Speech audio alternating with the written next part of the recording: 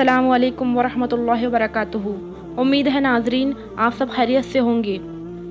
पिछली वीडियो में हमने तफसील के साथ बयान किया था आदम अलैहिस्सलाम की पैदाइश और फरिश्तों को सजदे का हुक्म और शैतान का सजदे से इनकार करना, और आदम अलैहिस्सलाम की खिलाफत जिक्र की गई थी। जब अल्लाह ताला ने आदम अलैहिस्सलाम की तख्लीक का इरादा ज़ाहिर किया तो फरिश्तों को ताज्जुब हुआ और उन्होंने अल्लाह ताला से सवाल किया।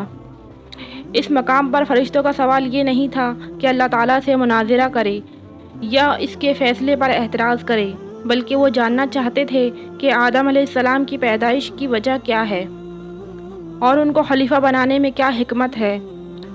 उनकी ख्वाहिश थी कि इस हिकमत का राज उन पर भी खुल जाए।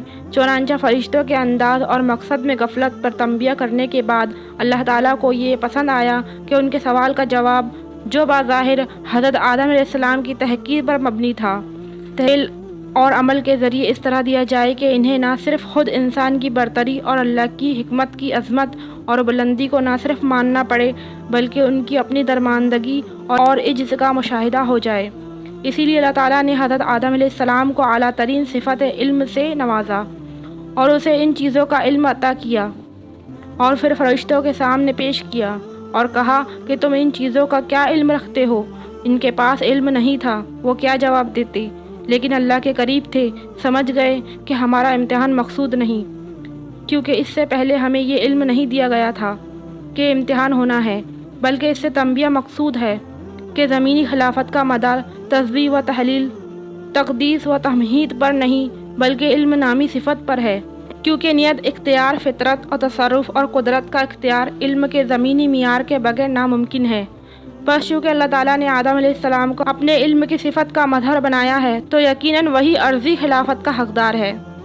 गोया हज़रत आदम अलैहिस्सलाम को इस तरह इल्म की मारिफत नसीब हुई कि फ़रिश्तों के पास भी उनकी बालादस्ती और हक़ के खिलाफत को तस्लीम करने के सिवा कोई चारा बाकी ना रहा, और ये मानना पड़ा कि ये सिर्फ़ हज़रत इंसान के लिए मौजूद है कि ज़मीन पर अल्लाह का खलीफा बने और इन तमाम हकीकतों, मारिफ वल उलूम व फ़नून से बाखबर रहे और नियाबत इलाही के जायज़ हुकूक अदा करे।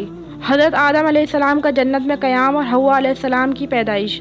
हज़रत आदम अलैहिस्सलाम अरसा दराज तक तन्हाई की ज़िंदगी बसर करते रहे, लेकिन आपकी ज़िंदगी में एक जंगलीपन और खालीपन और राहत और सुकून में एक खला महसूस करते थे, और आपके तबीयत में एक वहशी और वो गमख्वार नज़र आते थे।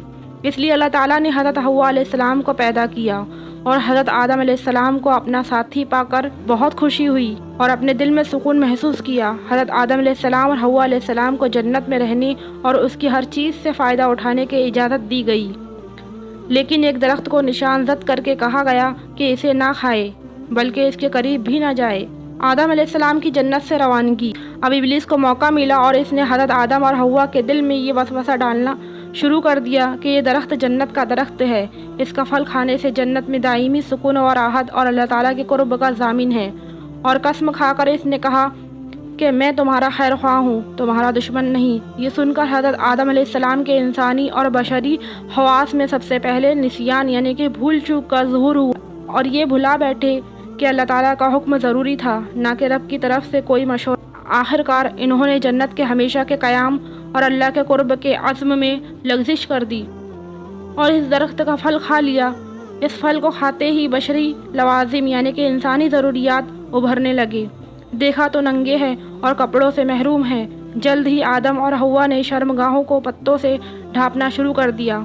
गोया यह इंसानी तहज़ीब का आगाज़ था कि इन्होंने सबसे पहले ढकने के लिए पत्तों का इस्तेमाल किया।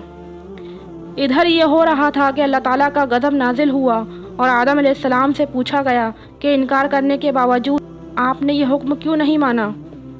आदम आखिर आदम थे, अल्लाह की बारगाह के मकबूल थे, इसलिए उन्होंने शैतान की तरह मुनाज़रा नहीं किया और तावील के पर्दे में अपनी गलतियों को छुपाने की बेमतलब कोशिश नहीं की। नदामत और शर्मशारी के साथ इकरार किया कि गलती ज़रूर हुई है, लेकिन इसकी वजह सरकशी नहीं है, बल्कि बाहैसियत इंसान भूल चूक इसकी वजह है। फिर भी गलती है, और आदम कहने लगे, इसलिए तौबा और इस्तिग़फ़ार करते हुए माफ़ कर दिए जाने की दरख्वास्त करता हूँ। अल्लाह ताला ने इसका उज़्र कबूल कर लिया और उसे माफ़ कर दिया, लेकिन हज़रत आदम अलैहिस्सलाम का अल्लाह की ज़मीन पर खिलाफत का हक़ अदा करने का वक्त आ गया था।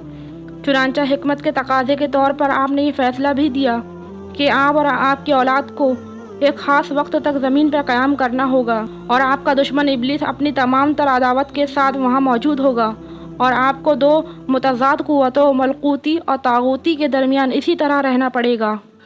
اس کے باوجود اگر آپ اور آپ کے بچے صاف ستھرے اور سچے خادم اور سچے نائب ثابت ہو جائیں تو ہمیشہ کے لیے آپ کو اور آپ کا اصل وطن یعنی کہ جنت عطا کیا جائے گا۔ اس لیے آپ اور ہوا یہاں سے چلے جائیں اور میری سرزمین میں آباد ہو جاؤ، اپنی مقرر کی ہوئی زندگی تک عبودیت کا حق ادا کرتے رہو، اور اسی طرح انسانوں کے باپ اور اللہ کے خلیفہ حضرت آدم علیہ السلام نے اپنی شریک حیات حضرت حوا علیہ السلام کے ساتھ اللہ کی زمین پر قدم رکھا۔